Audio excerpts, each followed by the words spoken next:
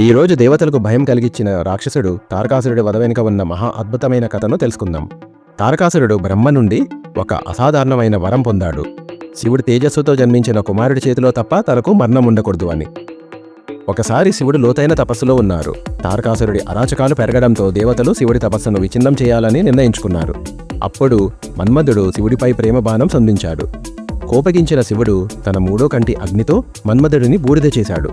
ఆ తర్వాత పార్వతీదేవి నిస్వార్థ భక్తిని చూసిన శివుడు లోకరక్షణ కోసం ఆమెను వివాహమాడారు.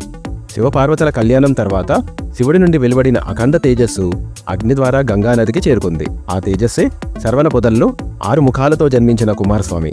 ఆయనే మన కార్తికేయుడు, దేవసేనాపతి.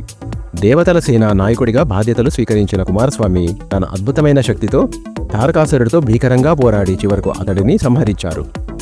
ఆ విధంగా లోకాలకు శాంతిని తిరిగి తీసుకొని వచ్చి ధర్మాన్ని నిలబెట్టారు. ఈ కథ మనకు చెప్పే నీతి, ధర్మం కోసం నిలబడే మహాశక్తి ఎప్పుడూ విజయం సాధిస్తుంది. ఈ అద్భుతమైన కథ మీకు నచ్చితే లైక్ చేసి షేర్ చేయండి. మరిన్ని పురాణ గాథల కోసం మన ఛానల్ని సబ్స్క్రైబ్ చేసి బెల్ ఐకాన్ నొక్కడం మర్చిపోకండి.